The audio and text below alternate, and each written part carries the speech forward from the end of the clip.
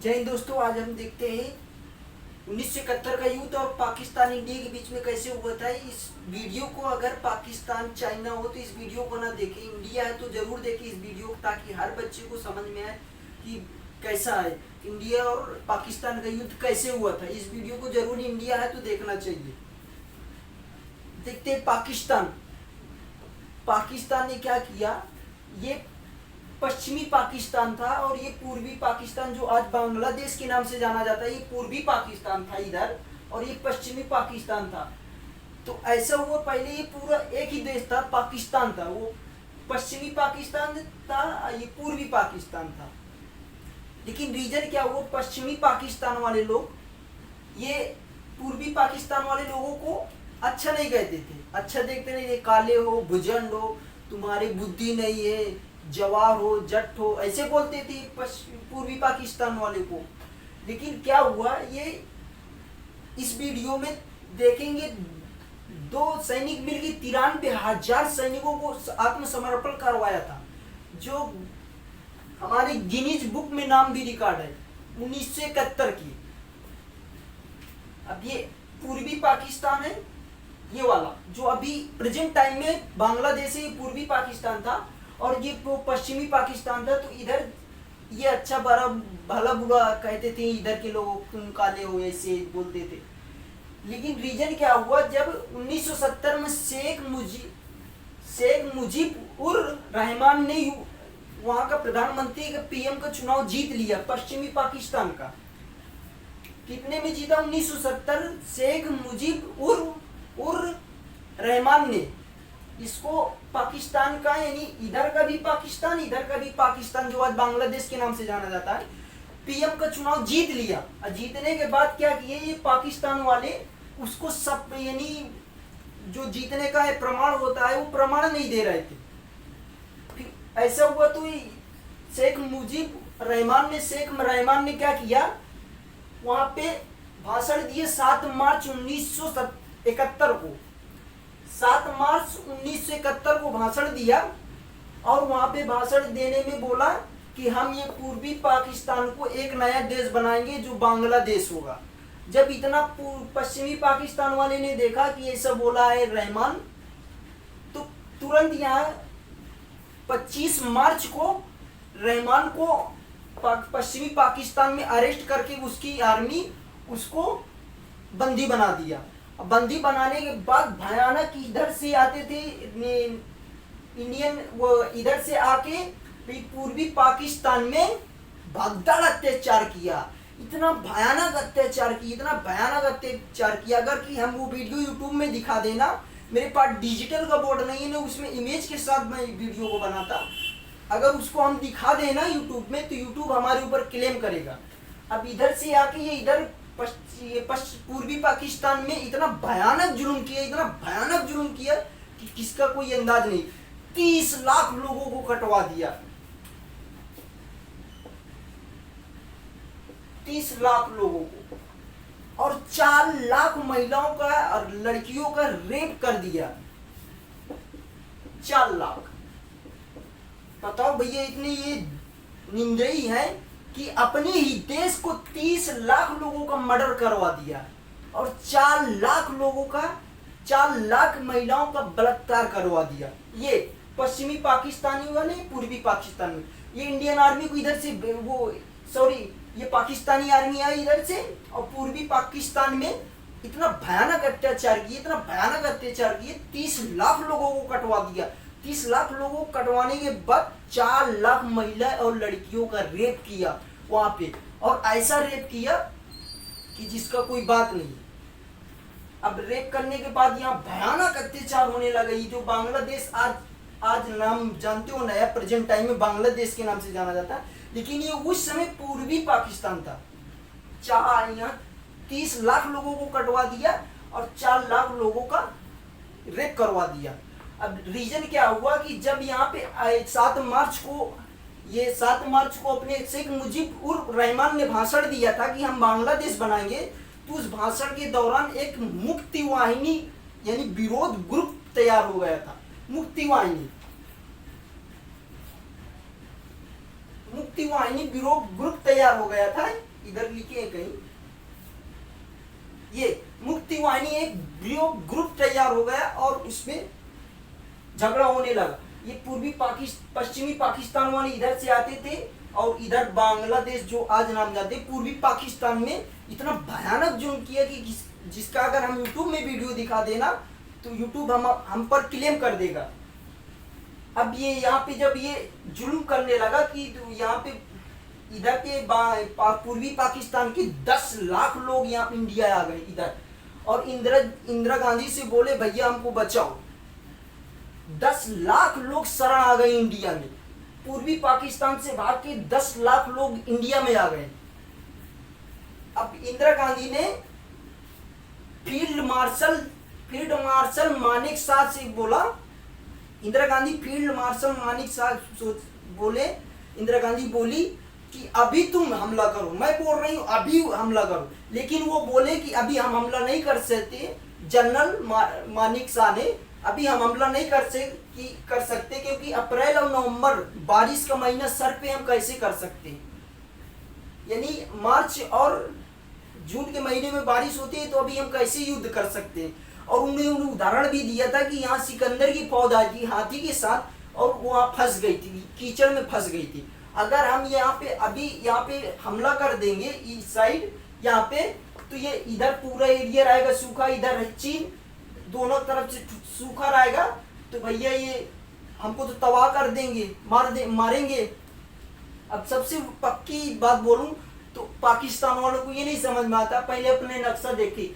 If you don't believe see on Google, search करना, if you don't believe see on Google.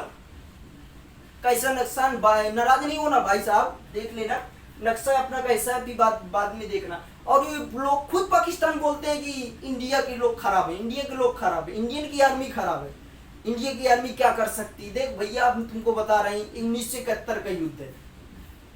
अब जब यहाँ पे मानिक साहब बोले कि अभी हम युद्ध नहीं कर सकते, हम उसको अप्रैल और नवंबर के बीच में हम अपने आर्मियों को ट्रेनिंग उस एरिया में लड़ने के लिए ट्रेन कर सकते हैं, ट्रेनिंग दे सकते हैं, और मुक्ति वाहिनी को ट्रेनिंग दे सकते हैं। फिर इसके बाद क्या हुआ, उसी समय हमारे और रूस के बीच में एक समझौता हुआ था, जो समझौता बहुत रूस और हमारे इंडिया के बीच में समझौता हुआ था, इंदिरा गांधी करके आई थी। फिर जब यहाँ पे इंदिरा गांधी सोची कि ऐसे तो होगा नहीं सही, तो इनको यहाँ पे मारा जाए, जब मारा जाए घुस के तब यहाँ शांति बनेगी। तो इंदिरा गांधी यहाँ पे मारने के लिए बहुत बात बोल रही थी, लेकिन उधर से क्या हुआ, हमारे मानेक शाह ने कैंसिल कर दिया, क्योंकि वो जानते थे कीचड़ में फंस जाएगी पूरी पब्लिक, और इधर से पूरा पाकिस्तान का एरिया, इधर से चाइना का एरिया सूखा रहेगा, तो आराम से वो हम पे वार कर सकते थे, इसलिए वो बंद कर दिए कि अभी नहीं।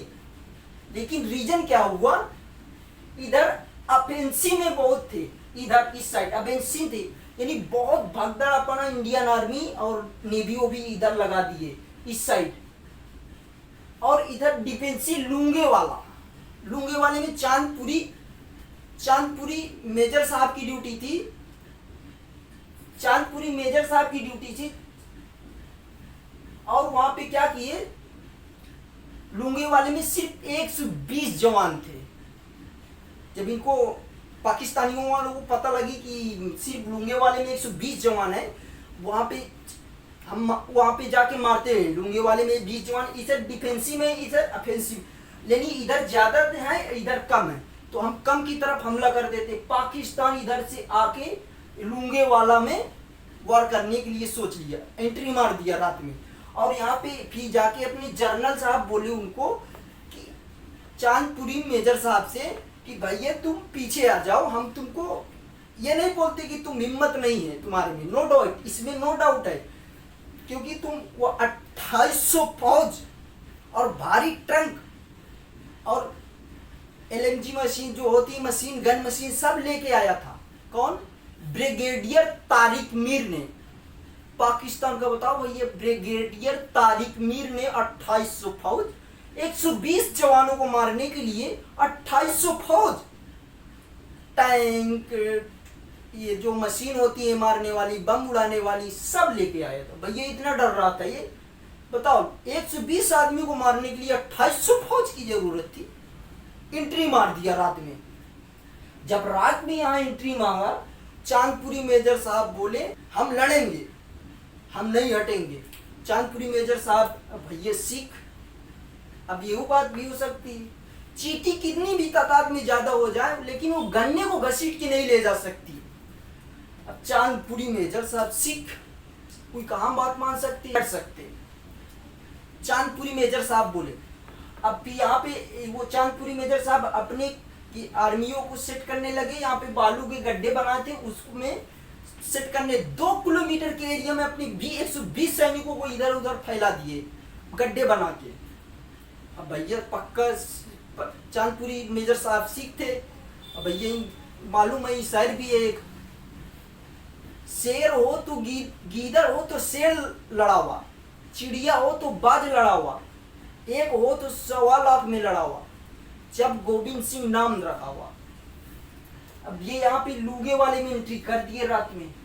और आप जनरल बोल रहे थे इंडिया की कि मेजर साहब कुलदीप सिंह को, चांदपुरी कुलदीप सिंह मेजर साहब जो बॉर्डर मूवी बनी है उसका सनी देओल रोल निभाए थे, लेकिन चांदपुरी कुलदीप मेजर साहब को बोला गया कि तुम लुंगे वाले से हट जाओ, क्योंकि तुम्हारे पास फौज भी कम है, तुम्हारी सैनिक भी कम है। उधर से ब्रिगेडियर तारिक मीर आ रहा, अब भारी टैंकर लेके और भारी मशीन वशीन लेके तुमको मारने के लिए।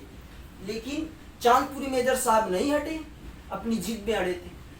उन्होंने क्या किया, चांदपुरी मेजर के पास सिर्फ एक जीप थी जो टैंक को उड़ा सकती थी मार के, और 3 माइंस थे। माइंस जो टैंक रहता है गोला गोला, उसको लगा देते हैं, जब चढ़ता है उस पर टैंक चढ़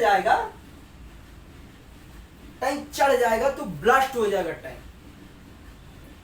तो चांदपुरी मेजर साहब ने पहले आगे की तरफ 3 थे ओरिजिनल माइंस लगा दिए। माइंस लगाने के बाद क्या हुआ, जब ब्रिगेडियर तारिक मीर की फौज आ रही थी, पायलट ट्रंक आया, टैंक वो धड़ाक से उड़ गया, पायलट टैंक, और दूसरा टैंक आया धड़ाक से उड़ गया। तो ब्रिगेडियर तारिक मीर हैरान हो गया, वो बोला अभी रुको, सोचते हैं थोड़ा इस साइड से चलते हैं, और उधर भी गए, धड़ाक से उड़ गए, 3 टैंक उसको उड़ गए। ब्रिगेडियर पाकिस्तान की पूरी सैनिक खामोश हो गई बिल्कुल, और 2800 फौज पाकिस्तानी और ब्रिगेडियर साहब खुद आए थे। बताओ 120 जवानों को मारने के लिए इतना ही डरते ब्रिगेडियर साहब, और बोलते हैं वहां के लोग हमारे पाकिस्तान की आर्मी बहुत है, तुम्हारी इंडियन की आर्मी क्या कर लेगी। अभी बताते हैं इसमें इंडियन की आर्मी 120 जवानों को जरूरत है यहाँ पे लुंगे वाला में। अब 3 टैंक उसके उड़ा दिए, और फिर भैया जो खाना खाने की टिफिन होती है ना, उसमें पत्थर भर के मैं कुलदीप मेजर साहब लगाए थे लाइन से बिल्कुल। अब मेरे पास डिजिटल बोर्ड नहीं, तुमको उसमें दिखाता मैं फोटो कैसे लगाए थे। अब वहां पे जब लगा दिए टिफिन लगा दिए वहां पे लुंगे वाले में लाइन के रेत में लगा दिए। अब 3 टैंक उड़ गए पाकिस्तान खामोश हो गया। पाकिस्तान बोला, ब्रिगेडियर तारिक मीर बोले इंजीनियर को बुलाओ, इंजीनियर को बुलाओ। वहां से भैया इंजीनियर आए। अब कुलदीप सिंह चांदपुरी जानते थे अगर भैया हम तुमको रात भर गुजार दिए ना, तो सुबह हमारी एयरफोर्स आएगी, तुमको अच्छे से धोएगी। अब ऐसा क्या हुआ, वो रात के समय में हमारे पास हंटर जहाज थे, वो रात के समय में उड़ नहीं सकते थे, इसलिए वो रात के समय नहीं, उधर एयरफोर्स हमारी तैयार थी सुबह के इंतजार में, सोच रही थी कब दिन निकले कब जाए, ऐसे सोच रही थी एयरफोर्स इंडियन आर्मी की। अब भैया यहाँ पे जब ब्रिगेडियर साहब पूरी फौज के साथ आ गए, इंजीनियर बोला लिए, वो खाली टिफिन में ऐसे लेके जाए, भैया हटाओ, अरे इसमें माइंस है, अरे ऐसे लेके जाता है डर के, और खूब लेके जाए। जब बाद में उनको पता कि भाई ये टिफिन है खाना खाने वाली, होश उड़ गए उनके, तो बताओ ये टिफिन ही खाना खाने वाली, हमको इसमें लगा दिए। उनके दिमाग ही काम करना बंद हो गया। फिर वो ब्रिगेडियर साहब बोले वार करो तुम, और जब उधर से वार हो लगे तो 2 किलोमीटर के एरिया में चांदपुरी मेजर साहब 120 जवानों को एक एक करके ऐसे बिछा दिया था, और चारों कोन से अंधाधुंध फायरिंग वारे हो रही थी। ब्रिगेडियर साहब सोचे भैया हमको गलत इंफॉर्मेशन मिल गई, यहाँ 120 जवान नहीं है, यहाँ ज्यादा ही, इधर से जिधर से भी देखो उधर से गोला बारूद चारों तरफ से हो रहा है, गोला बारूद धड़ा धड़ चला रहा है गोला बारूद। अब जब कुलदीप सिंह मेजर सिंह ने, चांदपुरी मेजर सिंह ने लुंगे वाले में अच्छा बजा दिए, अच्छी तरह से धो दिए ब्रिगेडियर को। और जब भैया उनको टिफिन निकालते निकालते 3 बज गया रात में। अब बताओ, रात भर वो टिफिन ही निकाल रहे थे, उनको पता ही नहीं थे, ऐसे निकाल के ले जाते, भागो भागो भागो भागो भागो भैया भागो भागो, इसमें मन से नहीं फूट जाएगा, ऐसे किए। पाकिस्तानी ने 3 बजा दिया। और 3 बजाने के बाद वो जब ब्रिगेडियर को पता लगा था, ब्रिगेडियर तारिक मीर को पता लगा, तो बोला फायर करो, वार करो। अब वार कर दिए। वार करने के बाद जब ब्रिगेडियर साहब वो वार होने लगी, वो तो चारों कोन से 2 किलोमीटर में बिछाए थे वो अपने सैनिकों को, ये चांदपुरी मेजर साहब ने। अब धड़ाधड़ बम ब्लास्ट गोली चल रही थी इधर उधर से, तो पूरे में ब्रिगेडियर तारिक मीर हैरान हो गए, ये इधर से भी आ रहा है, इधर से भी आ रहा है, हमको गलत इंफॉर्मेशन मिल गई है, इसका मतलब हमको कोई गलत इंफॉर्मेशन दी है। अब कब जब भी वार होगा अपने इंडिया में, तो इंडिया का आदमी कोई मिला ही रहेगा। जब भी वार होगा, चाहे 26/11 का हमला हुआ, चाहे 1962 का हमला हुआ, चाहे कहीं भी का हमला हो, चाइना कहीं भी का हमला हुआ हो, अपने इंडिया का मिला रहता तभी हमला होता है, नहीं हमला नहीं होता ऐसे।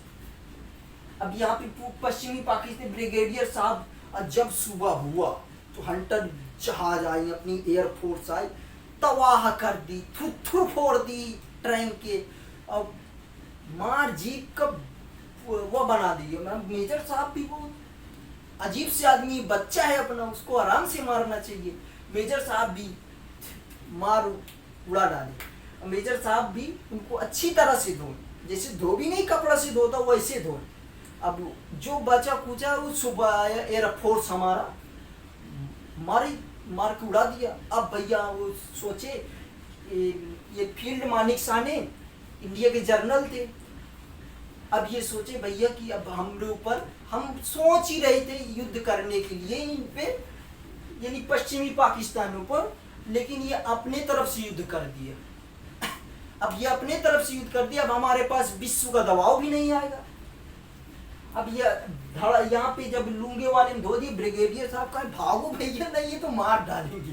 ब्रिगेडियर साहब भागा। ब्रिगेडियर साहब भाग गए। अब क्या हुआ, जब यहाँ पे युद्ध समाप्त हो गया, तो यहाँ पे इंडियन नेवी बची, हमारी इंडियन नेवी बोली भैया रात भर इंडियन आर्मी धोई, सुबह एयरफोर्स धोई, तो कहा हम ना धोगी क्या। ये भैया यहाँ पे अपनी इधर से पहुंच गई इंडियन नेवी।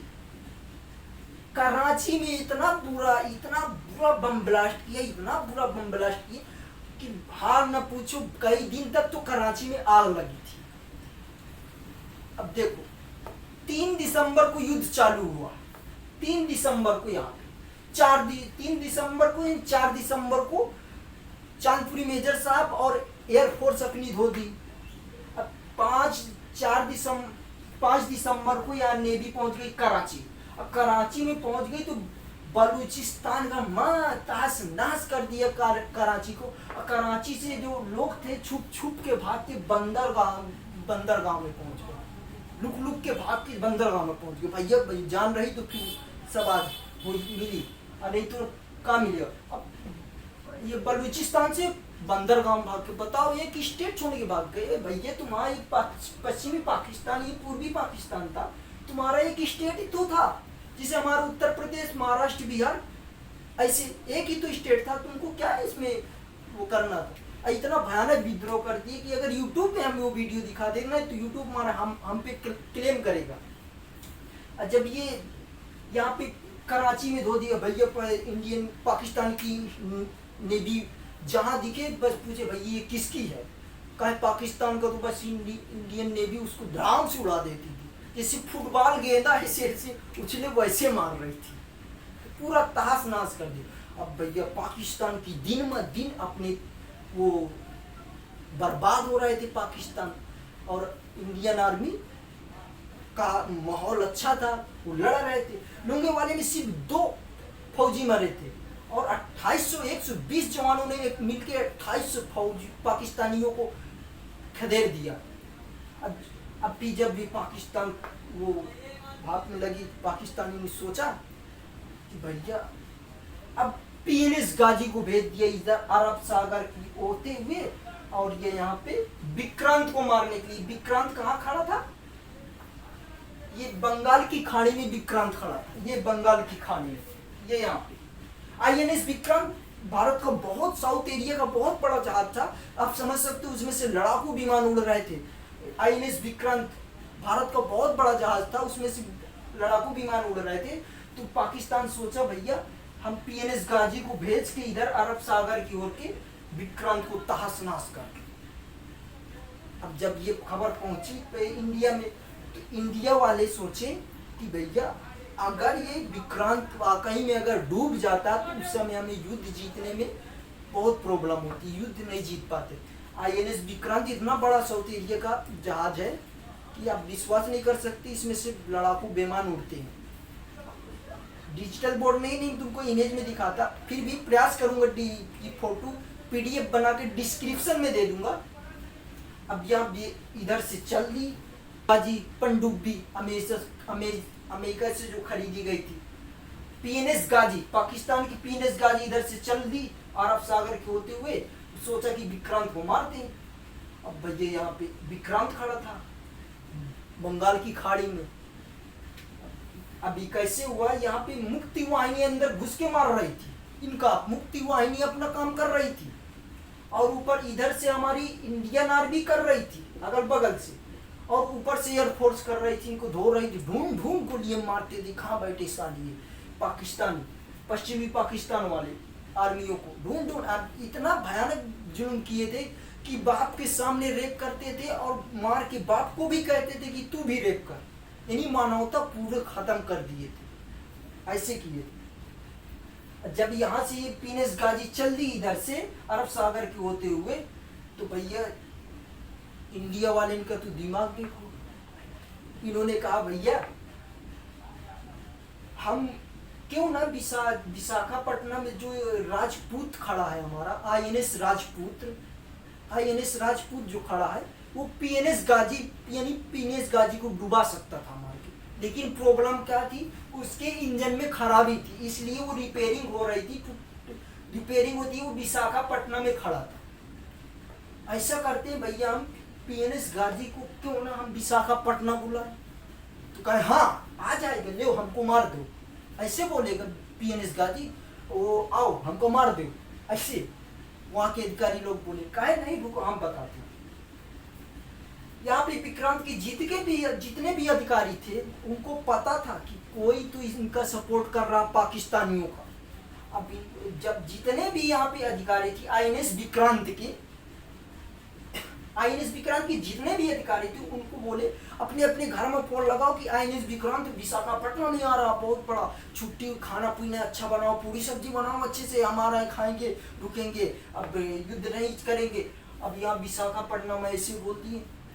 अब विशाखापट्टनम में तो पीएनएस गाजी का मौत खड़ा था, यमराज खड़ा था, आईएनएस राजपूत।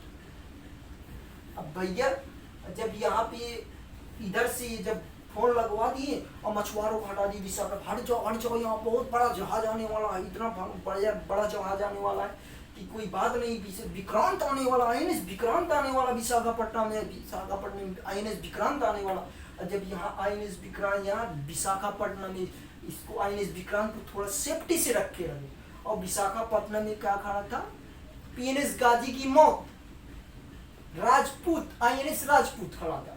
अब जब ये फोन से पता चला पीएनएस गाजी को कि भैया विशाखापट्टनम आ रहा है आईएनएस विक्रांत, तो भैया यहाँ से जो घूम गई, तो इधर से घूम गई कहाँ पे, विशाखापट्टनम की तरफ पीएनएस गाजी।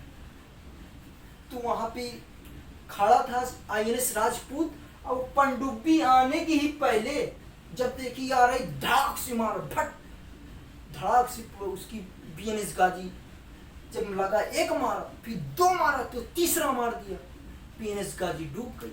अब भैया वो पनडुब्बी बहुत शक्तिशाली थी जो अमेरिका से खरीदी। पीएनएस गाजी इतनी शक्तिशाली थी कि उसको कोई डुबा नहीं सकता था। उसके इंडियन आर्मी ने क्या किया, इंडियन नेवी ने उसे टूटा जहाज से डुबा दिया। विशाखापट्टनम में रिपेयरिंग हो रहा था आईएनएस राजपूत, उससे डुबा दिए।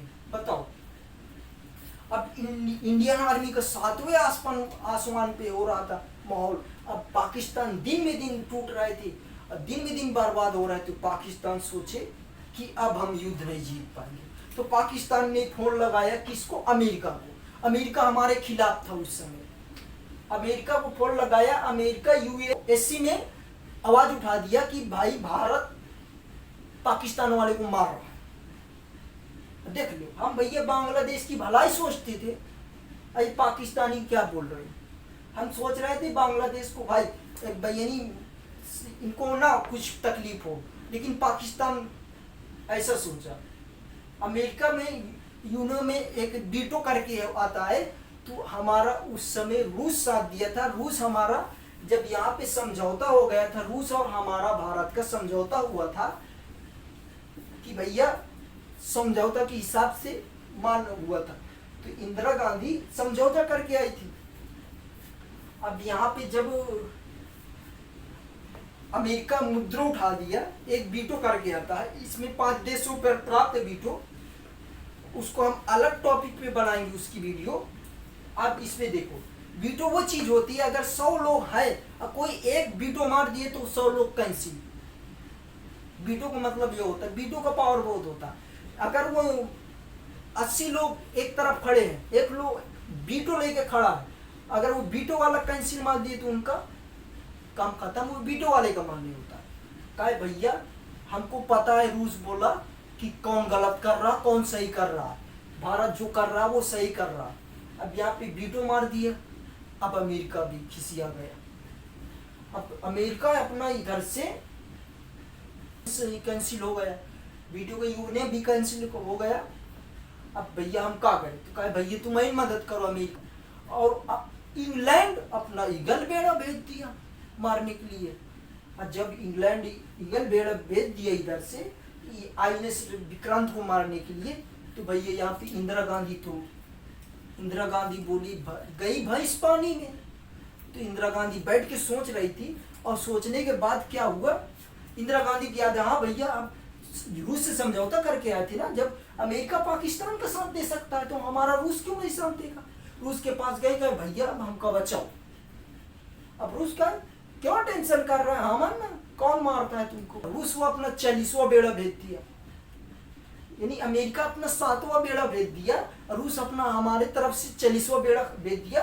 और यहाँ पे ऐसे लाइन लगा के खड़े हो गए, घेरा बना के कि आओ भैया हम देखते कौन आता है। अमेरिका को पहले रूस बोल दिया कि अगर भारत पर अटैक हुआ तो हम समझ जाएंगे रूस पर अटैक हुआ। अब इधर से आ रहे थे 7वां बेड़ा और इंग्लैंड का ईगल इस साइड से, यहाँ पे पूरा यहाँ पे बना के पूरा खड़ा हो गया था 40वां बेड़ा। बहुत भयंकर के साथ आदमी, वो 40वां बेड़ा भी था, बड़ा होता है। जबकि 7वां बेड़ा विक्रांत से दुगुना था, इसके सामने विक्रांत टिक नहीं पाता 7वां बेड़ा के सामने। अब जब ये 7वां बेड़ा और इंग्लैंड का ईगल बेड़ा आ गया मारने के लिए, जब यहाँ पे देखा रूस का बेड़ा खड़ा है, तो वो इंग्लैंड क्या बोलता है, you are late, you are late. वो चल तो भैया उधर चल नहीं, ये पहले पहुंच गया हमसे, हमको लेट हो गई, पहले पहुंच गया, बकलोलो पहले से पहुंच के खड़ा हो गया, हमको लेट हो गई। अब यहाँ पे जब 40वां बेड़ा घेरा बना दिया, तो यहाँ पे रिप्लाई किया 7वां बेड़ा कि भैया हमारे पास परमाणु बम है। तो फिर इधर से यहाँ पे 7वां बेड़ा बोला कि हमारे पास परमाणु बम है, हम मार देंगे। तो यहाँ पे जब 40वां बेड़ा बोला रूस का कि भैया हम भी जब चले थे ना, तो कम से कम 200-250 थे परमाणु बम, हम भी लेके चले थे, लेकिन क्या करे जल्दबाजी था इसलिए गिने ही नहीं, ऐसे ही लाद लिए, जल्दबाजी था लेके आ गए। चलो आ जाओ, देखते हैं किसमें कितना कितना दम है, आ जाओ। अब ऐसा किया था ये 40वां बेड़ा कि अपनी पनडुब्बियों को भारी ऊपर उठा दिया था समुद्र से, ताकि ये लोग सैटेलाइट के जरिए से देख सके। अब वही हुआ, अमेरिका देख लिया 7वां बेड़ा यहाँ पे खड़ा होके देख लिया। अब ये 40वां बेड़ा बोला कि भैया हमारे पास ऑटोमेटिक मशीन लगी है, मिसाइल लगी है, तुम इधर आओगे हम धड़ाक से तुमको मार देंगे। अब 7वां बेड़ा घुसने न दिया, इंग्लैंड का ईगल घुसने दिया। इंग्लैंड का बेड़ा, इंग्लैंड तो लौट गया, कहे तू मर, ऐसे बोला इंग्लैंड अमेरिका, तू मर हम तो चला। अब जब शुरू आ रहा था उधर से तो बोल रहा था कमॉन सोल्जर गो फास्ट, कमॉन सोल्जर गो फास्ट। अब इधर बोल रहा यू आर लेट इंग्लैंड। अब यहाँ पे जब घुसने न दिया तो यहाँ पे अमेरिका रिटर्न चला गया, रूस यहाँ पे देर साथ भी गिनीज। अब भी यहाँ पे हमारे जो बांग्लादेश की हिफाजत करने के लिए जनरल नियुक्त किया गया था भारत का, वो लेफ्ट निर्मल जीत सिंह थे। लेफ्ट निर्मल जीत सिंह ये अपने इंडियन के जनरल थे कि भैया तुम बांग्लादेश की रक्षा करो, जो अभी प्रेजेंट टाइम में बांग्लादेश है, ये पूर्वी पाकिस्तान की रक्षा करना। और अब यहाँ पे रक्षा भी हो रही थी, इधर से इंडियन आर्मी मार रही थी इधर से, और ऊपर से एयरफोर्स इंडियन एयरफोर्स मार रही थी। अब इनका तो भागे गली नहीं मिलत रहा, इधर उधर लुक लुक के मार के तबाह कर दिए। अंदर घुस के मुक्ति वाहिनी अपना काम कर रही थी। और जब इधर से कुछ हो नहीं पाया तो पाकिस्तान सोच में पड़ गया कि अब क्या करेंगे। और जब अमेरिका भी लौट गया तो अमेरिका भी किड़किड़ी हो रही थी। तो यहाँ पे निर्मल लेफ्ट जीत सिंह ने क्या किया, लेफ्ट निर्मल जीत सिंह जनरल थे हमारे, और वो उन्होंने क्या किया, नियजित यानी एएच मलिक, डर क्या होता है देखो भैया, वहां की गवर्नर थी, गवर्नर एएच मलिक त्याग पत्र दे दिए, भैया जिंदगी रही तो नौकरी मिली नहीं न कर। डर क्या होता है, वहां के एएच मलिक त्याग पत्र दे दिए, त्याग पत्र। जब ये निर्मल जीत सिंह लेफ्ट जनरल निर्मल जीत सिंह पहुंचे तो भैया आप सोचे कि अब धो डालते हैं, जो होगा देखा जाएगा, इनको धोल डालते हैं अच्छी तरह से, पाकिस्तान जो होगा देखा जाएगा। अब यहाँ पे भैया निर्मल जीत सिंह ये एच मलिक गवर्नर का घर उड़ा दिए। जब घर उड़ा दिए पूरा, तो उस समय एच मलिक तो घर में थे नहीं, बाहर थे। अब नियजीत जी जो जनरल थे पाकिस्तान के, नियत जी आत्मसमर्पण करने के लिए बोले कि भैया हम, ये निर्मल जीत सिंह बोले कि नियत जी से कि भैया, ये नियत जी पाकिस्तान के जनरल थे, उनसे बोले कि भैया तुम आत्मसमर्पण कर दो, हम तुमको आधे घंटे के लिए टाइम देते हैं, अगर नहीं करोगे तो हम अपने हमलों को 10 गुना और तेज कर देंगे। ऐसा बोला, ऐसे बोले अपने जीत सिंह लेफ्टिनेंट जनरल, और फिर नियत जीत सिंह से फोन करके बोले। अब नियत जीत सिंह आए, बताओ इससे दुख की क्या बात बे कि वहां का जनरल खुद यहाँ पे आया, अपना गिनीज बुक में अपना नाम रिकॉर्ड कराओगे चला गया, और यहाँ पे आत्मसमर्पण करके गया कि भैया हम तुम आत्मसमर्पण कर दोगे तो हम तुम्हारे फौजी को रखेंगे, हम तुमको वचन देते हैं, तुमको नहीं मारेंगे, अगर तुम आत्मसमर्पण नहीं करोगे तो हम अपने हमले को 10 गुना तेज कर देंगे और तुमको धो डालेंगे, निर्मल जीत सिंह ने बोला। और जब ये नियजीत सिंह जनरल यहाँ पे आए, अपना आत्मसमर्पण करिए, आत्मसमर्पण के साथ बोले कि बांग्लादेश को स्वतंत्र देश बनाया जाएगा, पूर्वी पाकिस्तान को स्वतंत्र देश बनाया जाएगा, और जो वचन निभाए दे कि तुम ये करोगे तो हम तुम्हारे सैनिकों को छोड़ेंगे, भारत उनको भी। बताओ 93,000 सैनिक,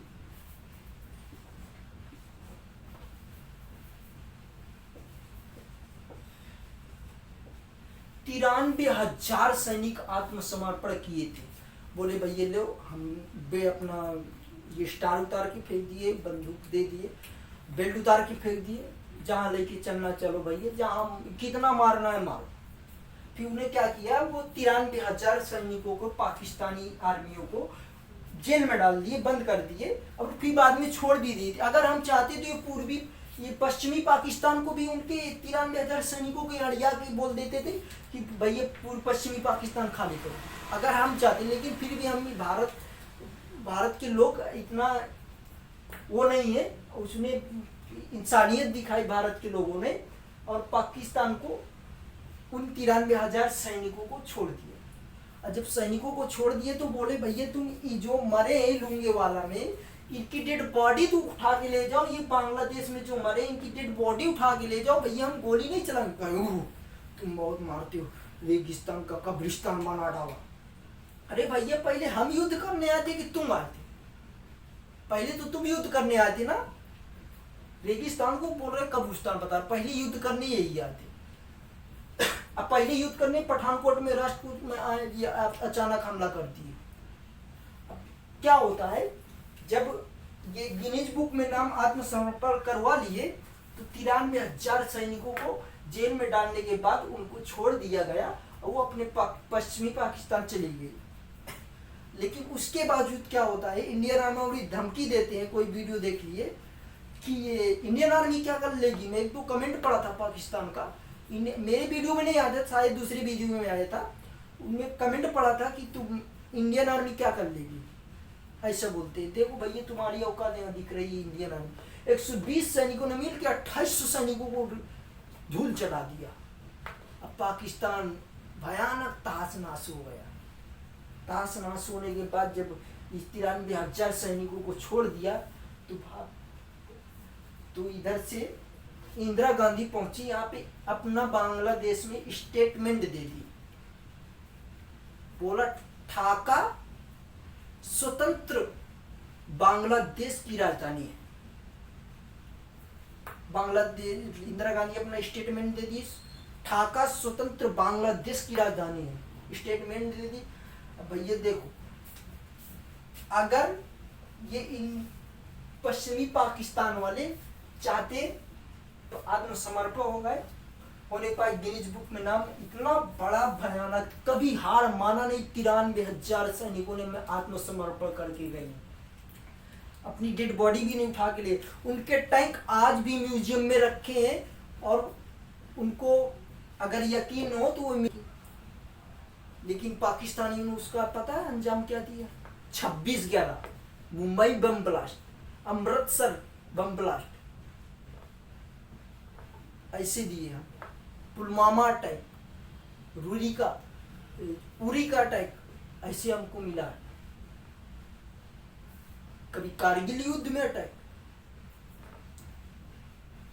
हम इसके बाद देखेंगे, अभी हम 1971 का युद्ध बनाए हैं। अब इसके आगे वीडियो में हम 1962 के युद्ध बनाएंगे, 1948 के युद्ध बनाएंगे और कलिंग का युद्ध बनाएंगे। और इसके बाद जो सियाचिन का युद्ध बनाएंगे, एक वीडियो बनाएंगे, उसको बनाएंगे वीडियो। अगर इंडियन है तो गर्व से कहिए भारत माता की जय। अगर पाकिस्तानी है तो पाकिस्तानी इस वीडियो को जरूर डिसलाइक करें, लाइक ना करें। मैं ये यकीन से कहता हूँ कि मैं इंडियन हूँ, मुझे गर्व है, आई टू प्राउड।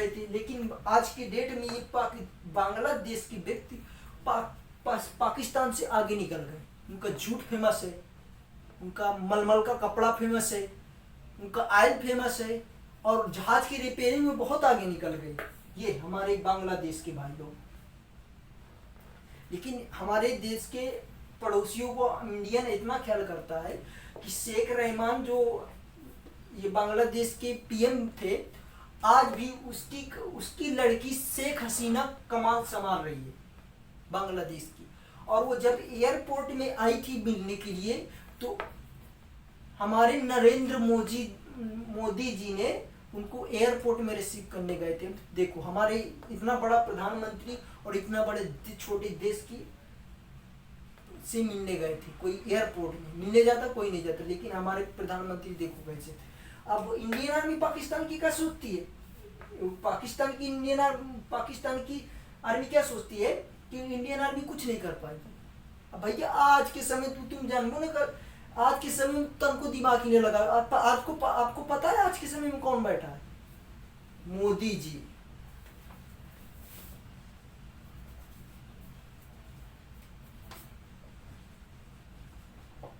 मोदी जी बैठे हैं। और अमित शाह। आप इसमें सर्च करना कि अमित शाह में और मोदी में सबसे ज्यादा खतरनाक कौन है, आपको समझ में आ जाएगा। हमको तो सबसे ज्यादा खतरनाक अमित शाह ही लगते हैं। आप लोगों को क्या लगता है कमेंट में बताना। जय हिंद दोस्तों, मैं गर्व से कहता हूं कि मुझे जो जन्म मिला है ये भारत देश में मिला है। मैं गर्व से कहता हूं आई टू प्राउड इन इंडिया।